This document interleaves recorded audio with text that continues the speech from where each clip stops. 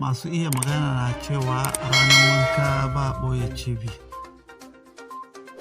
Yammacin yau Alhamis ne Bola Ahmed Tinubu wanda zai tsaya takara a jam'iyyar APC matsayin shugaban ƙasa ya shigo Najeriya daga birnin London.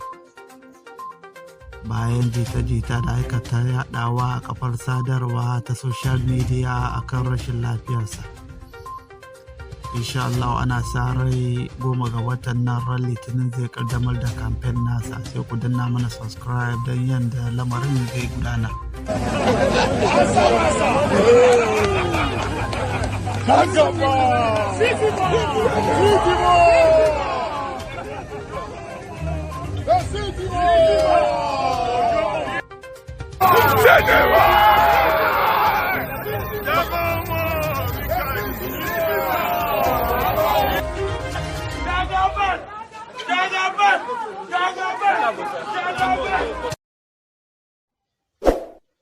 Danna subscribe sannan ka danna ƙararrawa don samun shirye-shiryenmu a kyauta a